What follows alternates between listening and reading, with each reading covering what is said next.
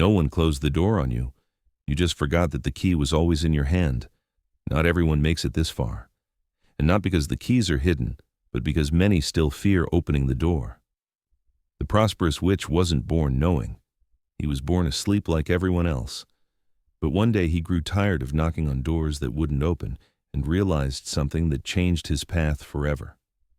It wasn't a lack of luck, it was that he had the keys and didn't know how to use them. This book contains those keys, but don't expect formulas or easy spells, because the magic of the prosperous witch isn't in what he repeats, it's in what he dares to release, see, and transform. Each key represents an internal portal, an access that only opens when you're willing to look at what you avoided before, to be brutally honest with yourself, to choose without retreating, to move without noise, but with precision. This book won't give you answers. It will show you the doors, and if you have the courage to cross them, you'll discover what was always yours. A wealth that isn't asked for, it emanates. Because the witch doesn't accumulate, the witch activates and doesn't conquer the gold outside, but the inner gold that transforms his presence into silent abundance. 7 keys, 7 revelations, 7 internal tests that not everyone is ready to overcome. But if you are, then open this book like someone crossing the threshold of something they can never unread, because once the keys appear, you can no longer live as if you didn't have them. Chapter 1. The Key of Brutal Honesty. Everyone seeks abundance, but few are willing to look at what truly blocks their access to it. The first key isn't magical, it doesn't shine, it doesn't feel powerful at first, because it comes disguised as something uncomfortable. The truth you avoided for years, the reflection you don't want to look at, the conversation you never finished with yourself. This is the key of brutal honesty. And without it, the others simply won't turn. The prosperous witch didn't start his path surrounded by riches or with enlightened masters. He started with an act of honesty that almost hurt to say out loud. I have lived from fear disguised as prudence. I have said I don't want more because I actually don't believe I can sustain it. I have talked about letting go, but I'm still tied to stories that keep me where I am. That was his first real spell, not to attract something, but to clear what clouded his ability to receive. In cognitive psychology, this has a name: cognitive dissonance. It's that internal clash between what you believe and what you do. And when that clash is kept silent for too long, your energy enters into contradiction. You say you want abundance, but you justify your scarcity. You claim you desire to grow, but you maintain relationships that diminish you. You dream of freedom, but you refuse to set boundaries. That's the invisible trap this key comes to break, because the universe doesn't respond to your words, it responds to your internal coherence. And there's no more transformative power than that of someone who dares to see themselves completely, without emotional makeup, without excuses, without spiritual disguises. That's why this key is the first and the hardest to hold at first, because to use it, you have to stop lying to yourself. In psychotherapy studies, it has been shown that the deepest change processes don't occur when someone acquires more information, but when they finally dare to recognize a personal truth they had avoided for years. That's what Carl Jung was saying when he talked about how the shadow must be integrated, not overcome, but looked at, spoken to, invited to the center. And this is where the witch stopped being a victim of his circumstances and began to become a creator when he said, I'm not poor. I'm dishonest with myself. I'm not stuck.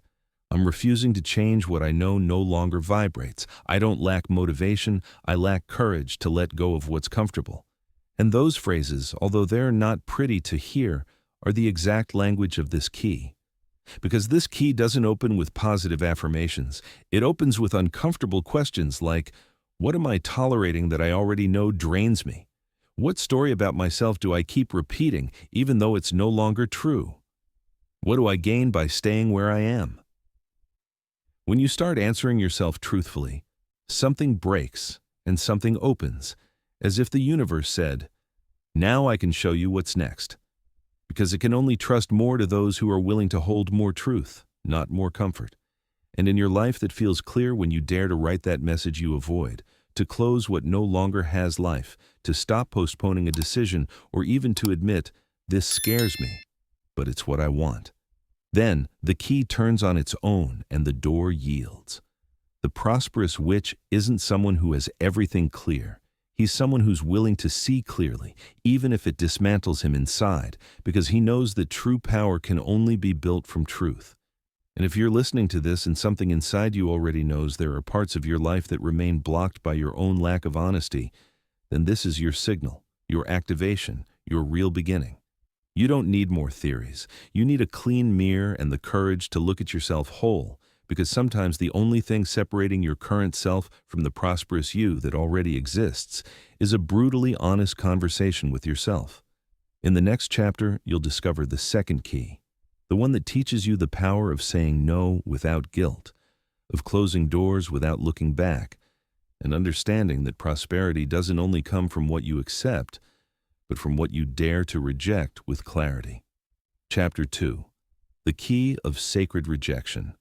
Not everything that arrives deserves to stay, and not everything the world offers you is aligned with your expansion. But until you learn to say no from power, you'll remain trapped in commitments that take you away from your real path. This is the key of sacred rejection, a key many avoid because they confuse rejection with loss, with guilt, with selfishness. But the prosperous witch knows that saying no isn't closing doors, it's protecting your temple. In ancient initiatory traditions, the first step before invoking any sacred energy was to clean the space, delimit the circle, separate the profane from the essential. The same happens with your life. If you don't learn to say no, your energy dilutes, and what should be an altar becomes an open hallway where everything enters, even what drains you. This isn't the impulsive no or the no from fear. This is a conscious no that says, this no longer represents me. This no longer vibrates with what I want to sustain. This distracts more than it expands. And when you pronounce it from that place, it doesn't feel like rejection. It feels like liberation. A study published in the Journal of Consumer Research revealed that people who say no from a clear identity are more successful in maintaining their boundaries and achieving their goals. Because the language they use is an affirmation of power, not of guilt. They don't say, "I can't." They say, "I don't choose it." They don't say, "It's that I don't have time." They say, "That space is for something more important to me." And that small difference changes everything. The prosperous witch learned this after years of saying yes to please, to not lose, to not be seen as the one who thinks he's better. And each time he said yes without wanting to, he betrayed his energy. Until one day he stopped and said in a low voice, "If I keep accepting everything, I'm going to lose myself." That was his moment of activation, his portal of sovereignty. This is where the key turns. When you stop justifying your expansion and give yourself the sacred permission to prioritize it. And yes, at first it can hurt. You can lose people, opportunities, external validation, but what you gain, space, direction, and real internal power. Metaphorically, this key functions like the edge of a sword, not to attack, but to cut what no longer resonates. And in practical terms, this key invites you to review your calendar, your decisions, your habits, and ask yourself, how much of this did I accept from fear of losing? How much of this do I occupy that I could free to receive what I truly desire? Because abundance doesn't manifest only with affirmations. It manifests when there's room for it to arrive. And the universe can't fill an altar that's full of offerings you didn't choose consciously. The witch learned to say no with firmness, without hatred, without excuses, with a simple phrase that no longer has a place in my frequency. And each time he did it, something new appeared, something more aligned, lighter, more true. This is your practice now. Choose your energy as a priority, not as a last-minute option. And remind yourself that saying no to what you're not is the first step to saying yes to what you can truly become. In the next chapter, we'll open the third key, the one that teaches you to desire with cleanliness, not from lack or from duty, but from the authentic fire that marks your real path, the key of clean desire. And there you'll discover how to want again without fear, without guilt, and without masks. Chapter 3. The Key of Clean Desire. There are desires that illuminate and desires that chain, desires that are born from expansion and desires that are born from wounds. The prosperous witch learned to distinguish them not because they were different on the outside, but by how they vibrated on the inside. This is the key of clean desire, and it's one of the most misinterpreted because in many spiritual traditions we were taught to distrust desire as if it were something dirty, something mundane, something that distracts from the true path. But that only applies when desire is born from comparison, from scarcity, from what you think you should want to be accepted or seen. A clean desire isn't born from pressure, it's born from truth. It doesn't seek to fill a void, it seeks to express what you already are. It's not manufactured with the mind, it's recognized with the body, with that sensation of openness, of clarity, of internal fire that doesn't need external validation. The witch remembers the moment when he confused goals with desires. He wanted what others wanted. He dreamed what he was supposed to dream. Big houses, visible achievements, recognition. But upon reaching certain results, he felt just as empty, just as trapped, just as disconnected, because they weren't his. They were borrowed from a system that never asked if that was what his soul truly asked for. Psychologist Abraham Maslow spoke of this when distinguishing between deficit needs and growth needs. The first come from emptiness, from what's missing. The second come from what's already alive, but wants to express itself more fully. A clean desire is a growth need, not a reaction to lack.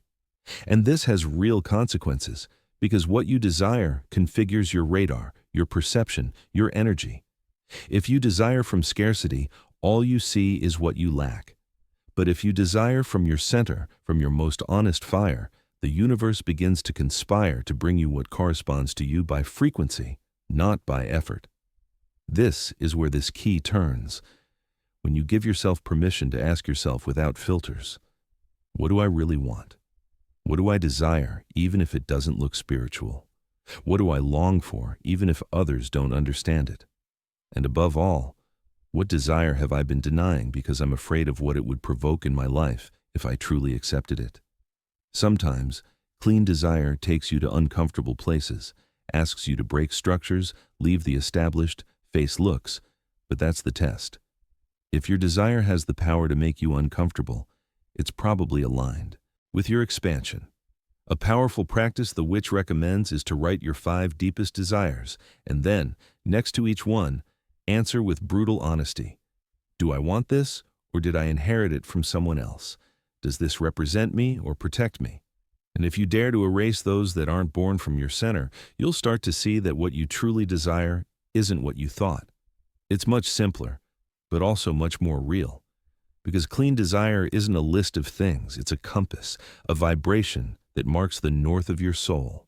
And when you walk toward there, even before you arrive, you already feel more alive, lighter, more you. The prosperous witch doesn't desire more than others, he desires better, desires with clarity, with consciousness, with commitment, and that's why what he desires arrives without effort, not because he does nothing, but because he doesn't betray himself on the path. In the next chapter, we're going to cross a different frontier, one that hurts but liberates, because sometimes clean desire takes you straight to real discomfort, and that's where the 4th key activates, the key of discomfort that liberates, the internal space where the next level doesn't feel comfortable, it feels inevitable. Chapter 4. The key of discomfort that liberates. The next level doesn't feel comfortable, it feels real. That's the truth very few want to accept, and that's why many remain trapped in lukewarm growth, pretty on the outside, but stagnant on the inside. The prosperous witch understood that discomfort isn't a punishment, it's a hidden code, an initiatory force that separates the superficial seeker from the one who's truly willing to cross. This is the key of discomfort that liberates, and it activates when you realize that everything you asked for has already started to arrive, but not in the form of gifts wrapped in gold, but in the form of challenges, ruptures, uncomfortable conversations, decisions that demand courage and coherence from you. Discomfort is the sacred test, Because everything new first makes you uncomfortable. The unknown makes you uncomfortable. The true makes you uncomfortable. And if your only measure for making decisions is to feel good, you'll live trapped in a loop of soft repetitions, but without transformation. Think about physical training. If you only do the exercises that don't hurt, you'll never strengthen the muscle. In the mind, it happens the same way. Discomfort is the weight that breaks the old self so the new one can emerge. That's why many reach the edge of change and retreat, not because they're not ready, but because they don't want to pay the price of emotional discomfort. A study published by the American Psychological Association demonstrated that conscious exposure to small doses of discomfort increases resilience, adaptability, and clarity in decision-making. In other words, the more tolerance you have for being in the fire without putting it out, the faster your patterns purify. The witch lived it in silence when he had to leave behind relationships that no longer vibrated, when he faced the fear of being rejected for speaking his truth, when he chose what he knew he needed, even though no one approved. And in each of those moments, discomfort burned him, but it also cleansed him, made him malleable. That's why this key is so powerful, because it doesn't just liberate you, it initiates you, it removes excuses, it forces you to choose, it confronts you with what you had promised to postpone, and that threshold, although it hurts, makes you indestructible inside. Your practice now is simple, but not easy. Choose a discomfort you've been avoiding, a call you don't make, a truth you don't say, an action you know you must take, and do it, not so everything resolves, but to prove to yourself that you can hold the fire without fleeing. And you'll see that what seemed unbearable was just the signal that something old was dying so something bigger could be born. In the next chapter, you'll discover how to move your energy precisely, because it's not about doing more, but doing exactly aligned what opens portals without wearing you out. That's where the fifth key enters, the key of precise movement, the wisdom of acting like the witch, without noise, without haste, but with invisible impact that transforms everything. Chapter 5.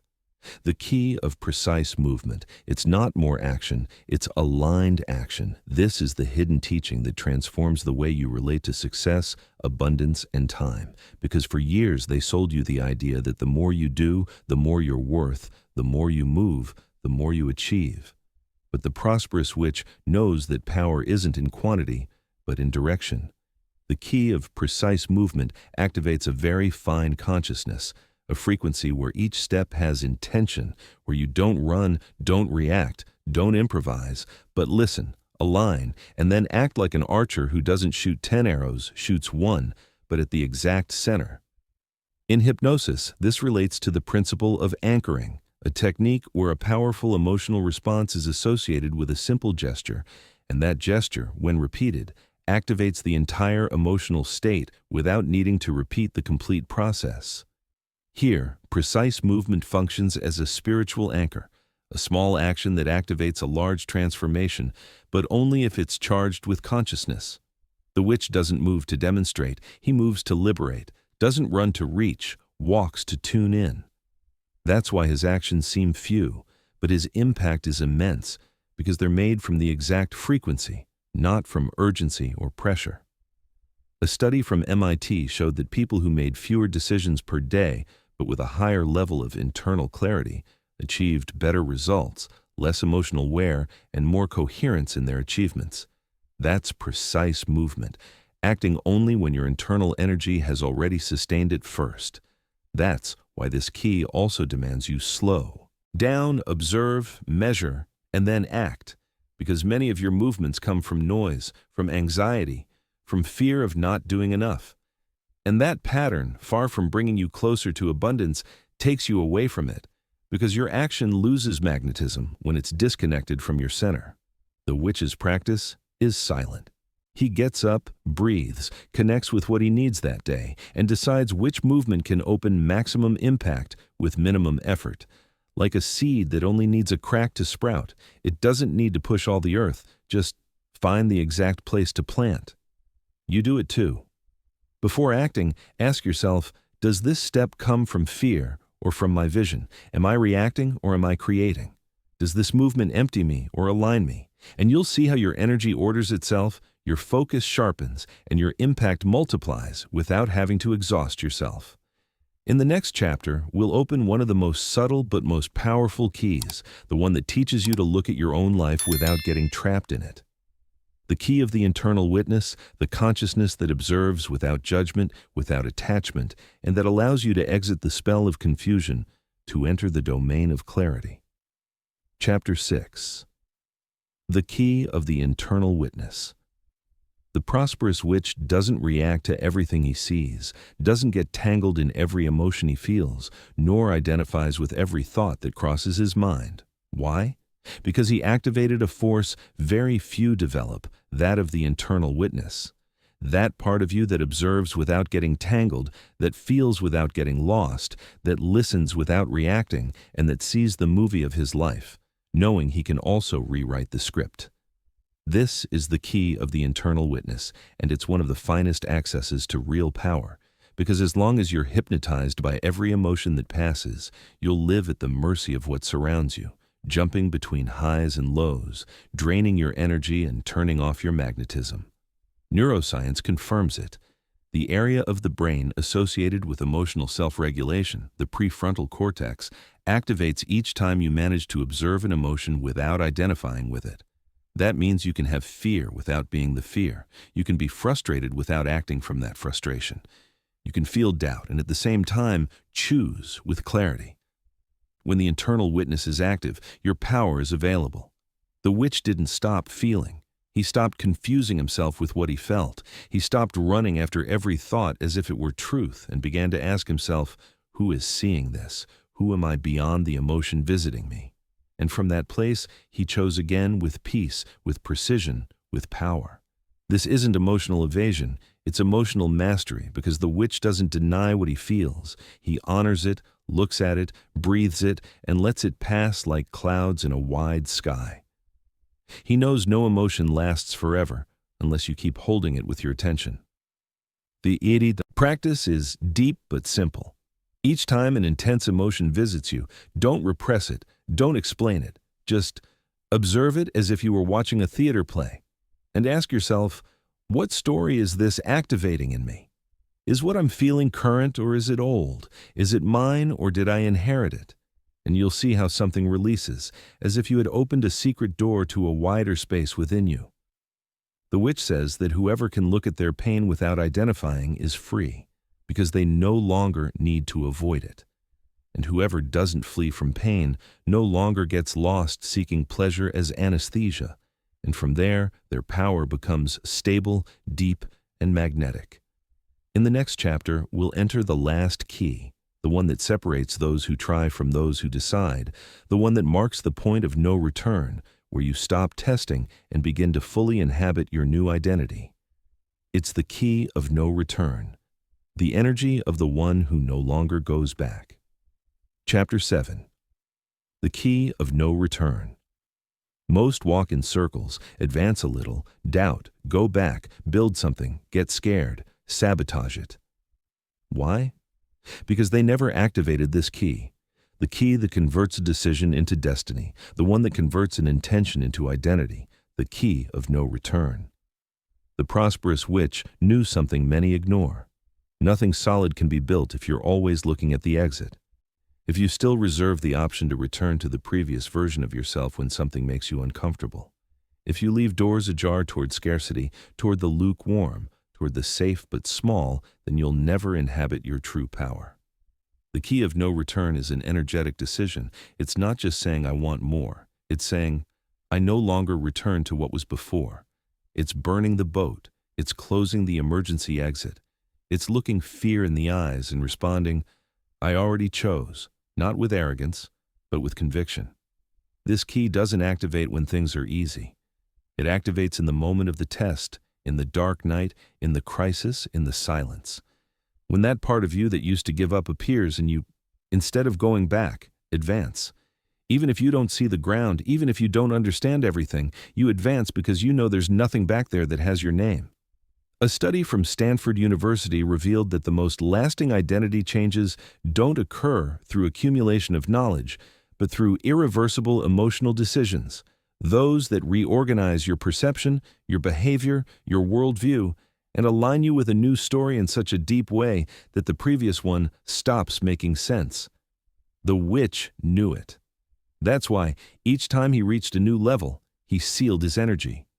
He didn't allow himself to return to the language, customs, or decisions of the old self, because he knew that if he returned, he would deprogram himself. And if he deprogrammed himself, the spell of scarcity would return. You know it too. That's why you're here, because something in you no longer wants more circles, more excuses, more returns camouflaged as reflection. Now it's a threshold, an invisible line you cross with your entire being, and upon crossing it, the energy changes. The universe responds because you're no longer saying, "I want," you're saying, "I am." Your practice is this. Choose a part of your life where you still leave space to go back, a relationship, a financial decision, a habit, and close it. Not with violence, with truth, with clarity, with a symbolic act if necessary. And upon doing it, you'll feel something new. Not euphoria, not relief. You'll feel unbreakable peace, because you'll know you're no longer dividing your energy, you're already one. And that's your greatest power. When the witch has all the keys, he no longer runs, no longer searches, no longer becomes agitated trying to fit into a world that doesn't speak his language, because he no longer needs validation or speed or permission, because wealth is no longer an objective outside. It's a natural reflection of what he holds inside. He has the key of brutal honesty. That's why he no longer lies to himself, doesn't put on makeup for the world, isn't a character. He's himself without adornments, without excuses, without disguises, and from there, his energy is indisputable. He has the key of sacred rejection. That's why he no longer says yes from fear, nor stays where his soul doesn't breathe. He learned to say no with love, with firmness, with direction, and that cleaned his path, made it clearer, more powerful. He has the key of clean desire because he no longer desires from lack or from comparison. He desires from fullness, from his truth, desires what expands him, not what distracts him. And that's why his desires are fulfilled, because they're coherent with who he already is. He has the key of discomfort that liberates.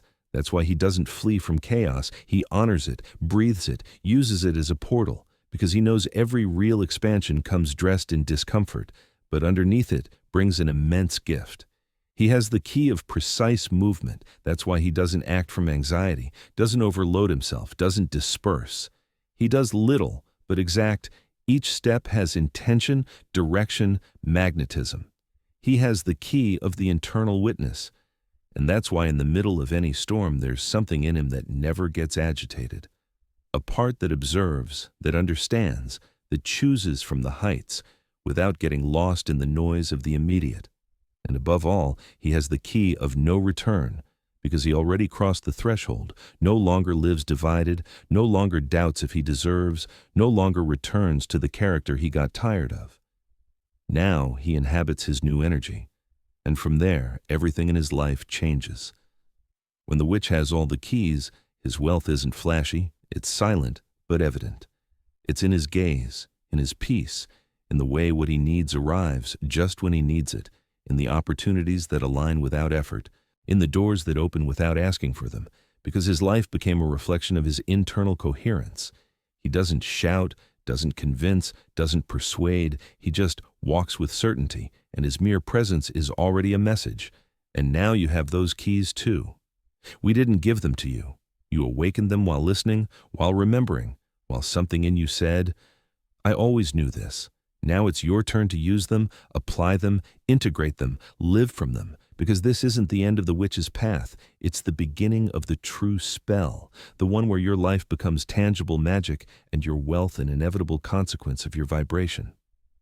The world doesn't need more people running. It needs more awakened witches. Welcome. Your new cycle begins now. If this message resonated with you and you're ready to activate these keys in your life, don't let this be the last time we connect. Subscribe to the channel so you don't miss the next revelations, the next practices, the next portals that will continue opening your path to prosperity. Hit that subscribe button, activate notifications, and become part of this community of awakened witches who are transforming their reality from within.